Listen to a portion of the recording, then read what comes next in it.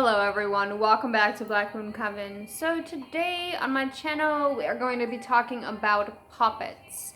I don't know why the hell I didn't make a puppet video before, but it's one of my favorite methods for spellcasting because it's so universal, it's so great, and it's creative too. So puppet magic is awesome, it's amazing. We're going to be talking about puppet magic, and then I'm going to be showing you how to make a really simple spell dolly no sew project. So very awesome, very cool, and this dolly is going to be very simple and you can carry it around with you everywhere. So what is a poppet? Let's get the first question out of the way. A poppet is a magical spell doll, a humanoid figure that's used to resemble either yourself or your specific target. And it's used for a variety of different things. A lot of people, and they get a really bad rep because of media, of course. So you get, the voodoo doll, the creepy doll with the pins in it, and the waxen figures, and all these different things, when in reality, a poppet can be used for self-love, for protection, for anxiety. A poppet can be used for a variety of different things, not all of them super negative like in the movies. But that's media, that's entertainment, it's not real life. Like I always say, if they made an actual movie about real life witchcraft, I think a lot of mundane people would get bored. I think the only people that would be actually interested is actual witches because we know what's going on. But anyways, off my little rant, puppets. So yes, they can be used for various different purposes and you can make them basically out of anything. So puppets are a form of sympathetic magic, so that means that like equals like. So whatever I do to the doll, I do to you or the person that is supposed to be resembling the doll. So essentially, pretend this is our puppet. Whatever I do to the puppet, I do to whoever this is meant to represent. It's a analogy of magic. Like versus like, a type of sympathetic magic is one of the most common magical methods out there, and it's my favorite to use because to me it just makes a lot of sense and it works for me and I love that. And puppets help you really focus in on the humanoid aspect of the person. So for example, you are trying to bind them, you could literally bind their hands and feet and it helps you with the visualization, so that's also great. How to make your own poppet. So always try to make your own because the magic of the poppet comes from creation. Okay, you are putting your energy, your intention into the poppet, giving it a sense of life, giving it a sense of purpose, giving it a job to do. So now it's alive. But if you don't have the means to do so, you can find a puppet at the dollar store or the thrift store or any type of cheap little shop like that. Don't be expecting to find an actual, voodoo doll poppet section at the dollar store, but be creative. Be a little more creative. So you're going to be looking for teddy bears. You're going to be looking for Barbie dolls, baby dolls, anything that is humanoid in shape that you can actually visualize as your target. Now, you can also make puppets out of potatoes. We've talked about that before. You can actually make puppets out of coconuts. You can make them out of yarn. You can make them out of socks. You can make them out of anything, because really they don't really have to look like a perfect humanoid shape. They don't have to look like a Barbie doll. You can literally take a sock, tie a head around it, and there you go. There's your puppet. Most puppets that are sold don't even come with arms or legs, so it's really up to you on what you want your puppet to look like, and it doesn't have to be anything pretty or special either. If you want it to be, that's a whole different thing, but it doesn't have to be anything over the top if you don't have the means to do that. So also think about your method of spell casting when you are making your puppet. So think about the outcome of the spell. How are you going to finish the spell? How is the spell going to be done? So for example, if you are going to be burning the poppet, if you have to burn the poppet, corn husk or paper poppets, that's a thing as well, work really, really great because you can actually burn those things. So think about the method of spell casting while you are doing it. So coconut or potato poppets for burial because they're biodegradable. And then cloth poppets for keeping. So you can actually keep a poppet over time. You don't have to It's like a spell jar. It really is. So when you are making a poppet, you are putting your herbs and your intention into it, and you are keeping it around, or you are burying it, or you are doing whatever. It's really like a spell jar, but it's just in another form. It's another type of vessel. So like a spell jar will be the symbol of magic in a contained type of environment, in a terrarium, in a space. The poppet will be the same thing, except it's going to be in a more humanoid type of figure. So again, the power from the poppet, it comes from creation. Once you have made the poppet, make sure to bless it with a name. So if you are doing it for another person, make sure to make it a thing to bless it in their name. Now, this doesn't have to be some crazy ritual. What I like to do is light a candle and get some moon water and salt, and then literally bless it. Bless the poppet in their name and say something along the lines of, you are now named this, you and him or her, your hearts beat as one, linking them together. Another great thing when you are making poppets for someone else is to have a tag lock. Okay, tag locks are things that will connect you to your target. So name, birthday, if you don't have any hair, nails, the typical things that we have around the house. But if you don't have any like pieces of clothing you could actually make the poppet out of, or anything personal of theirs to put in it, I would really recommend you making a spirit powder, a type of person powder. Put their name and birthday on pieces of paper, burn them up, put them inside of the doll to kind of give it that essence, and bless it in their name. So if you are keeping the poppet for yourself, for example, you have a self-love poppet and you want to keep it for yourself just to, brighten up your day, to give you self-love, to give you those compliments that you want. If you are going to be keeping a poppet, make sure that you are keeping it in a safe space, you are making it comfortable, essentially keeping it like a part of you. So you don't want to mistreat your poppet, especially if it's your own.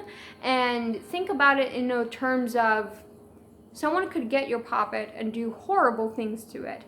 So you want to keep it safe, keep it protected, and keep it comfortable, okay? So it's now a living thing. Also, feed your poppets. This is a big and important step. Feed your poppets. Make it a ritual out of it. The point is you are recharging that magic every time by feeding it. You are giving it that purpose again and again and again and again, reminding it of that purpose. So there's a lot of folklore connected to feeding poppets and to actually feeding spell jars and spell bags and different things of this nature. In Baba Yaga and Vasilisa, she has a little doll that she feeds every night, and it helps her do the various tasks that Baba Yaga presents to her. So feeding your poppet is a very, very important step, and it's a very crucial step that you have to do. Now, make it a ritual, so feed the poppet like every new moon, every full moon, whatever you want to do, and really feed it that intention. Now, it really depends on what you like to feed it. Sometimes you could give it a little bath depending on what's inside the poppet and what it is, but common things to feed the poppet with are oils, liquors, any spirit waters, moon waters, anything of this nature. You're not actually giving it food, you're giving it a sort of spiritual food, I guess you could say. You are dripping oil onto it. You are blessing it with more water. You are doing everything like that. So, for example, you could use rose water for love. You could use whiskey for health or anything, or, salt water for cleansing. Those are just a couple of things that I thought of. But that is basically the poppet crash course. So poppets are a sympathetic type of magic where like equals like. And poppets are a humanoid figure that witches make to resemble either themselves or someone else. They are used for both good and bad, so you can curse with them. You can do self-love and protection work with them. They are not so one-sided as media makes it seem, and that's like always the case. So basically, that's all you need to know about poppets. Now, I'm going to show you how to make a really simple poppet that anyone can make with no sewing skills required. So we are going to make a poppet for self-love. Now, this display right here, this is just the surface of the spell work. Please note that there's a lot of different underlining tones that need to be done to make this spell a possibility. So it's not just what I do on the surface here. So essentially what you're gonna see me doing is just stuffing a poppet. And there's a lot of different things that need to be done. Like I said in the video, you have to bless the poppet, you have to feed it, you have to make a ritual of it, and to actually power up the poppet with the spell work. So this, what I'm showing you, is very, very for example. It's not really literal at all.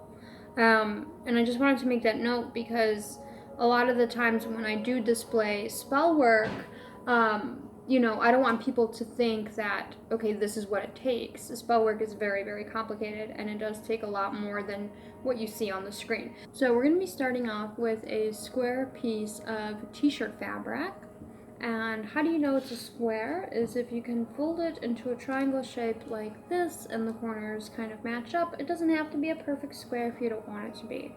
Now, the fabric that you choose to use, you can correspond to whatever spell you are doing. So for example, you want to do a self-love poppet, you can use pink or some nice pretty heart fabric, whatever you like to do.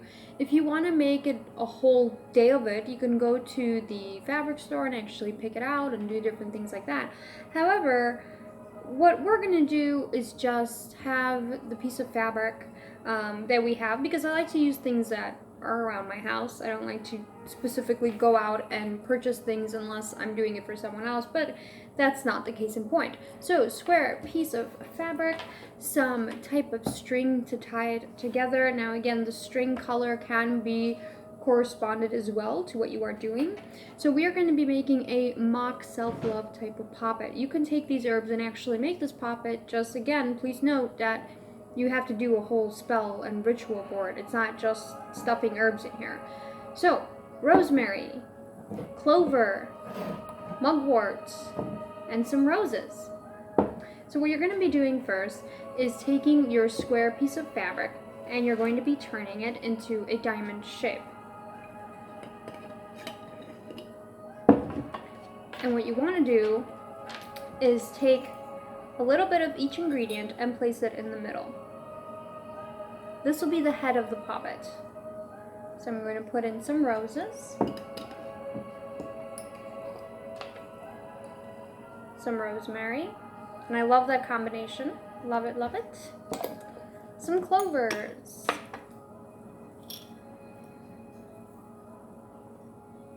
and some mugwort, my ultimate favorite magical herb, mugwort.